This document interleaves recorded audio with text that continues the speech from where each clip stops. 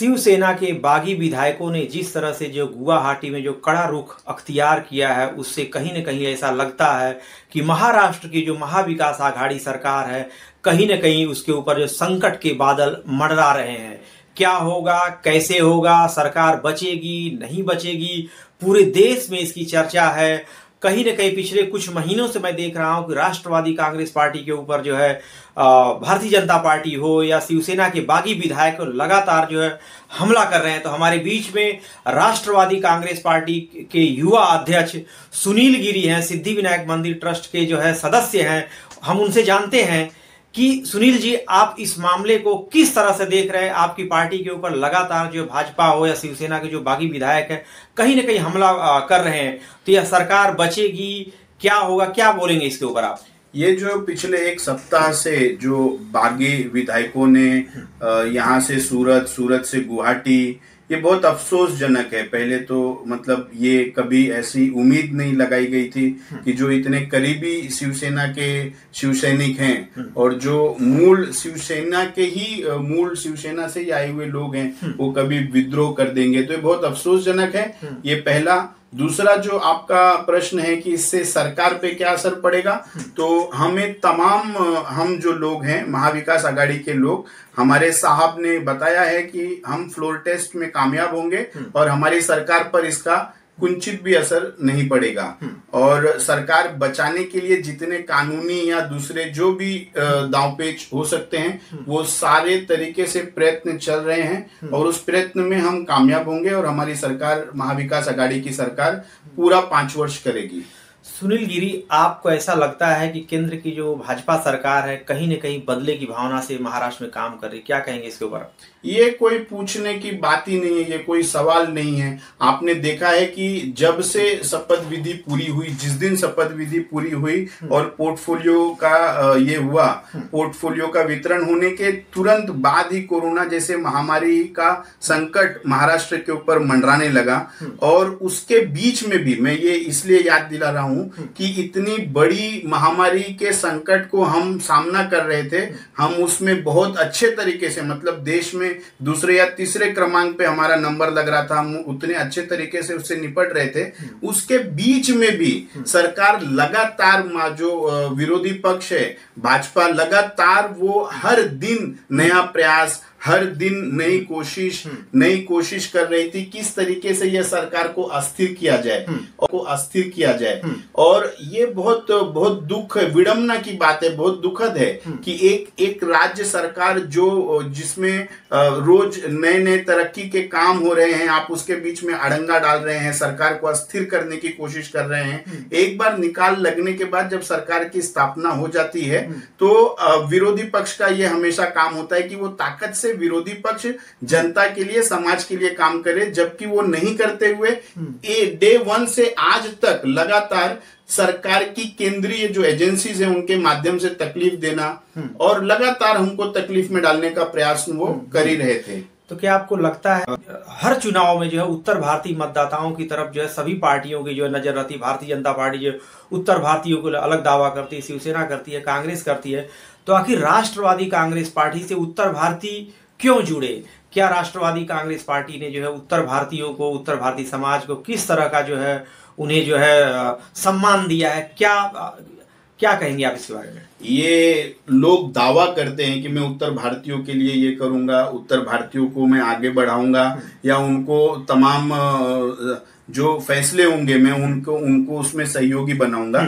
लेकिन हकीकत में अगर उत्तर भारतीयों के लिए डे 1 से किसी ने काम किया है तो वो राष्ट्रवादी कांग्रेस पार्टी है। पवार साहब ने हमारी पार्टी की जब स्थापना हुई थी तो एक उत्तर भारतीय को मुंबई का अध्यक्ष बनाया था। और मैं अगर नाम गिनाने जाऊंगा आपको तो उंगलियां कम पड़ जाएंगी नाम गिनने के लिए। एक उत्तर भारतीय को पवार साहब ने मंत्री तक बनाया। बहुत सारे उत्तर भारतीय कार्यकर्ताओं को साहब ने तमाम ऐसे जगहों पे बैठाया जहां से वो समाज का काम कर पाए, जहां से वो मतलब दूसरों की मदद कर पाए, अपना भी विकास कर पाए। अभी आप मुझे ही देख लीजिए, मैं एक छोटा सा युवक का कार्यकर्ता हूं और साहब ने मुझे सिद्धि विनायक मंदिर इतने अहम जगह पर विश्वस्त बना करके बैठाने का काम ये सिर्फ राष्ट्रवादी कांग्रेस पार्टी ही कर सकती है। वहां भी इसके पहले एक विश्वस्त हुआ करते थे उत्तर भारतीय, उनको भी बनाने का काम राष्ट्रवादी कांग्रेस पार्टी ने ही किया था। तो उत्तर भारतीयों को या छोटे कार्यकर्ताओं को आगे बढ़ाने का काम अगर कोई करता है तो वो राष्ट्रवादी कांग्रेस पार्टी ही करती है। तो मैं आपसे एक लास्ट प्रश्न करूंगा कि कोरोना काल में जिस तरह से जो है मुंबईकरों ने तमाम समस्याओं को झेला है, तो कोरोना काल में आप लोगों ने राष्ट्रवादी कांग्रेस पार्टी, आपने किस तरह से लोगों के लिए काम किया, क्या कहेंगे आप? ये आपका प्रश्न बहुत अच्छा हुआ, आपने ये प्रश्न किया।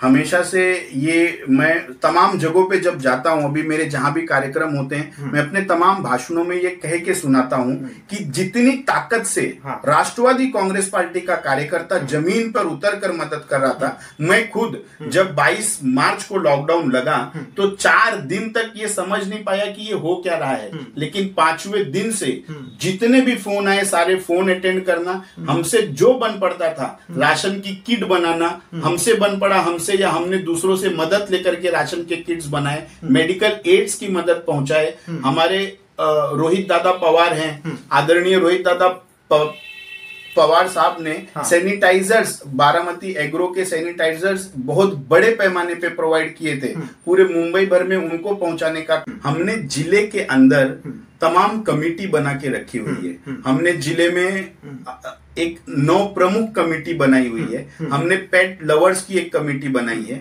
जिसमें इस जिले के जो पेट लवर्स है, जो पेट के लिए काम करना चाहते हैं, पेट्स के लिए, उनको हमने साथ में जोड़ने का काम किया है। हमने ट्री प्लांटेशन कमेटी बनाई हुई है, जो वृक्षारोपण में मदद करते हैं, जिनकी इच्छा उस तरफ है, उनकी कमेटी बनाई है, उनको साथ में लेकर के हम काम करते हैं। हमने ऐसे वृद्ध जो लोग हैं, जो यहाँ पर बिना फैमिली के वृद्ध लोग रहते हैं, वो ऐसे सिटीजन्स का संडे को एक प्रोग्राम करते हैं, हर संडे को करते हैं, हमने उनका कार्यक्रम हमने उनकी एक कमेटी बनाई हुई है। हमने अवेयरनेस, क्लीनिंग से रिलेटेड अवेयरनेस की कमेटी बनाई हुई है, जो तमाम सोसाइटीज में जाकर के, तमाम मोहल्लों में जाकर के अवेयरनेस प्रोवाइड करती है, क्लीनिंग का काम करके देती है। ऐसे लीगल एडवाइजरी कमिटीज हमने एक बनाई है कि जिसमें कुछ महिलाओं को जिनको मदद चाहिए लीगल एडवाइजरीज की, ऐसी हम फ्री में एडवाइजरीज, तो ऐसी तमाम कमेटियों के माध्यम से हम इस जिले में काम करते हैं। राष्ट्रवादी कांग्रेस पार्टी इस जिले में एकदम मजबूती से खड़ी है, एकदम ताकत से खड़ी है। आने वाले दिनों में महानगर पालिका के चुनाव में आप देखेंगे हमारा प्रदर्शन एकदम शानदार होगा और हम ज्यादा से ज्यादा सीट लड़ेंगे और चुन के लाने का प्रयास। आगामी चुनाव में किस तरह से जो है एनसीपी की तरफ से, एनसीपी की ओर जो उत्तर भारतीय लोग जुड़े हैं, किस तरह का आप आह्वान करेंगे, क्या कहेंगे? नहीं, राष्ट्रवादी कांग्रेस के लिए उत्तर भारतीयों का प्रेम कभी भी कम नहीं हुआ है। राष्ट्रवादी पार्टी का भी प्रेम उत्तर भारतीयों पे रहा है, उत्तर भारतीयों का भी प्रेम राष्ट्रवादी में रहा है। जिस जिले में मैं बैठा हूं, जिस जिले का अध्यक्ष मैं हूं, उस जिले में नवाब मलिक, आदरणीय नवाब मलिक साहब यहां से इस जिले में रहते हैं। आपने देखा होगा कि पार्टी की स्थापना के बाद से, जब से वो आए हैं, तब से लगातार जीतने के बाद मंत्री रहे हैं। एक उत्तर भारतीय समाज के आदमी को पार्टी ने मंत्री बनाने का काम किया है और उनके माध्यम से और उनके मार्गदर्शन के नीचे काम करते हुए हमने इस जिले के अंदर, मुंबई के अंदर, हमने बड़े पैमाने पर उत्तर भारतीयों के लिए काम किया और उत्तर भारतीय हमारे साथ जुड़े हुए। ये सिर्फ तो यह थे हमारे बीच में एनसीपी के यूथ अध्यक्ष सुनील गिरी। इन्होंने तमाम मुद्दों पर जो हमसे बातचीत की, इन्होंने एनसीपी को जो बीएमसी में जो चुनाव जीतने के लिए बहुत सारे जिन्होंने प्लानिंग करके रखी है, बांद्रा कार्यालय में आज उनसे चर्चा हुई। दिव्य नगरी टीवी के लिए सुभाष गिरी, मुंबई।